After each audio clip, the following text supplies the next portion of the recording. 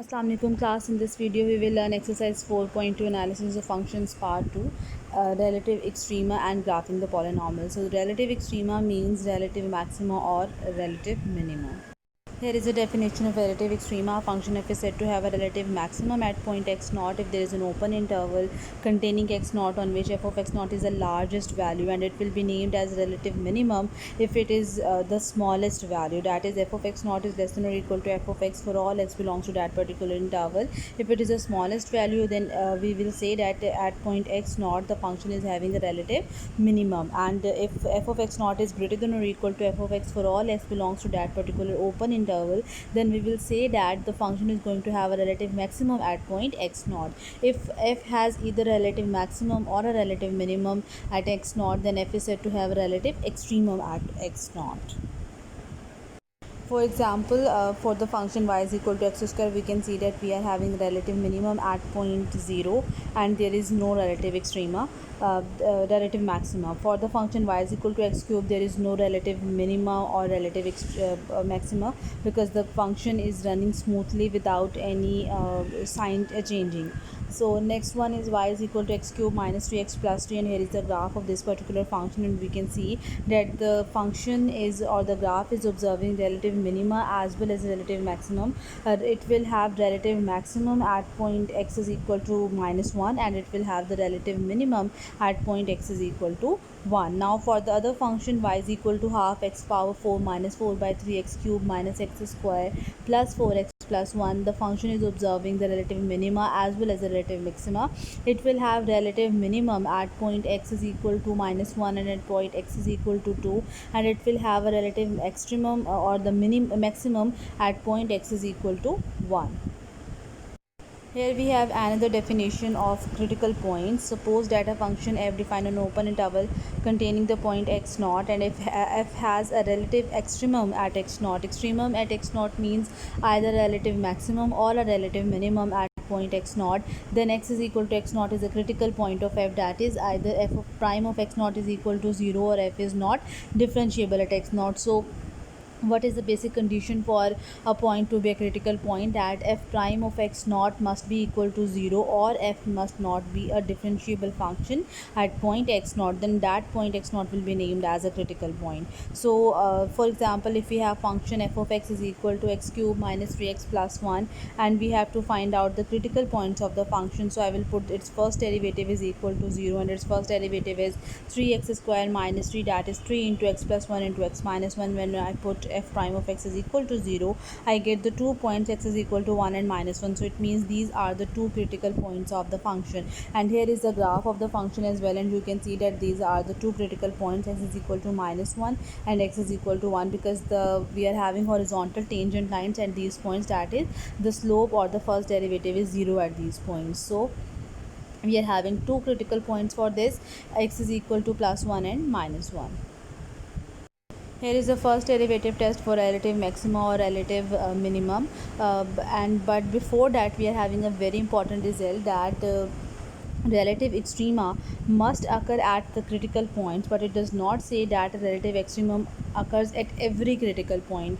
It means that if I say that a function is having relative extremum at point x naught, then it means that x naught must be a critical point. On the other hand, if I say that a function is having a critical point at x naught, then it is not necessary that the function must have a relative extremum at that point as well. Now we are having one important result as well. A function f has a relative extremum at those critical points where f prime changes its sign, that is it will have a relative extremum at the critical points where f prime changes its sign, that is from positive to negative or from negative to positive. For example, here we can see that at this point we are having a relative maximum value, and the first derivative is also changes its sign, because here the first derivative or the slope will be positive and here it will be negative. At this point x naught will also have a relative extremum, and you can see that it will changes, the first derivative changes its sign from positive to negative also in the other cases. So here are some more examples that this point x naught is obviously a critical point. It must be a stationary point because we are having horizontal tangent line, that is the first derivative is 0, so it is also a stationary point, and the function is having a relative maximum at this point. On the other side, in this function we are having a critical point at x naught, but it is not a stationary point because the first derivative is not 0, it does not exist basically, and at this point the function is having a relative maximum. The other side is saying that the critical x naught is a critical point, also a stationary point, and it will have a relative minimum at this point. On the other function, in this function we will have the critical point x naught, but it is not a stationary point because the first derivative does not exist in this case, and the relative minimum value at this point. Here are some more examples as well. Now here is the first derivative test for the relative extremum.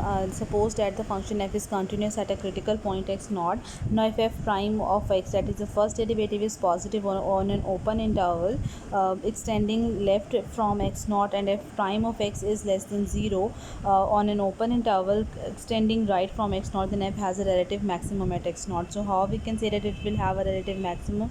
Let's suppose this is my point x naught. Now we are saying that if the first derivative is positive as we extending left from x naught, so here it must be positive and here it must be negative, then we will have relative maximum. Obviously we are going to have the relative maximum, but on the other side, if at the point x naught we are having we want to have a relative minimum, then the graph must be in this shape. So it means that on the right hand side it will be positive and on the left hand side it will be negative. So if f prime or the first derivative has the same sign on an open interval extending left from x naught, and it does not then it does on an open interval extending right from x naught, that is it's not changing its sign at point x naught, either it will be positive on both sides or it will be negative on both sides of x naught, then f does not has any relative extremum at point x naught, obviously. Here is a second derivative test for the function to be have the relative extremum or minimum. So let's suppose that the function is twice differentiable at point x naught. If first derivative is 0, that is x naught is a critical point, and if double derivative at x naught is positive, then it will have a relative minimum. So here you can see that how it is will have relative minimum, because for relative minimum we must have the first double derivative to be positive, because here we can see that it must be a concave of function, that is double derivative must be positive in order to have a relative minimum. But on the other side, in order to have a relative maximum at x naught, the first double derivative must be a negative number, so that the function is going to be critical concave down, and we will have a relative maximum value at point x naught. If f prime of x naught is equal to 0 as well as a double derivative at x naught is equal to 0, then the test fails to describe that either we are having a relative maximum or relative minimum, or neither of these. For example, in this given function f of x is equal to 3x raised to the power 5 minus 5x cube, we have to find the relative extrema of the function. So if we will put the first derivative is equal to 0, so that we may have the critical point, and the critical points are 0, plus 1 and minus 1.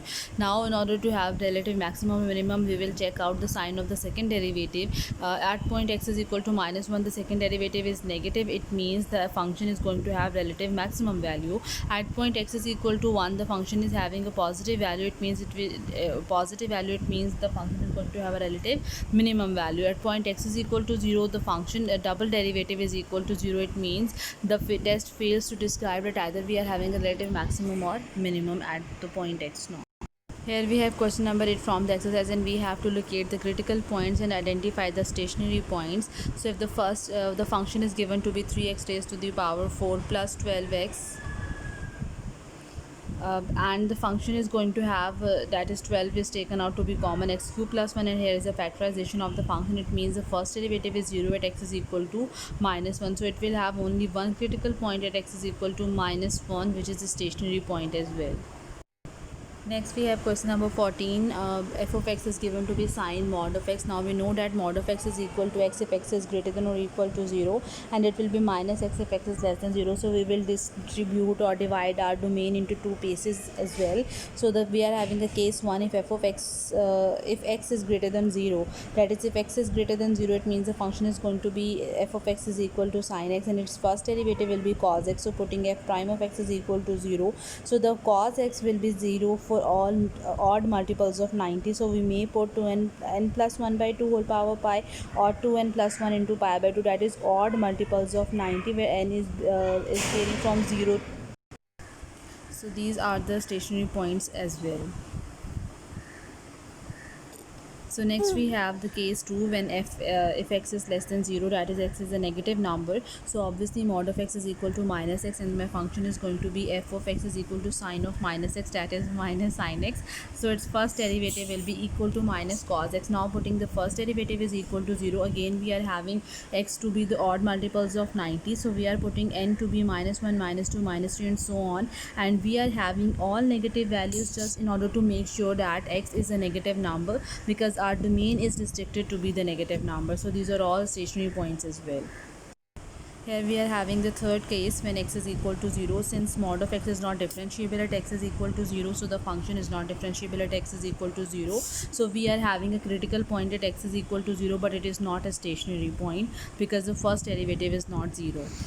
Now we are having the other function that, or the question that, using given derivative to find the critical points of f. At each critical point determine whether a relative maximum or relative minimum or neither occurs. So we are having question number 28. The first derivative is given to be x square minus 7 cube root of x square plus 4. So putting f prime of x is equal to 0, that is x square minus 7 is equal to, so here we put x square minus 7 is equal to 0, where here we are having x minus the square root of 7 into x plus the square root of 7 is equal to 0. So the critical points are plus minus the square root of 7. So for the first derivative test, we will draw the complete sign chart according to this. So we are having the two zeros, is minus the square root of 7 and square root of 7, and according to the sign chart we are having the signs positive, negative, positive.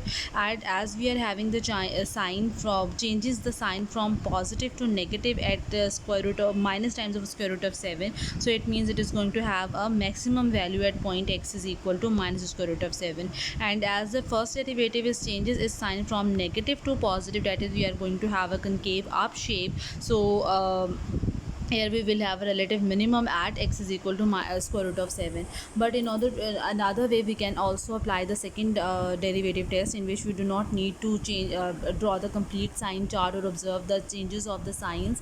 We can just find out this double derivative at that particular point. So the double derivative is 2x. So if I put x is equal to minus square root of 7, I'm going to have a negative value, so we will have relative maximum.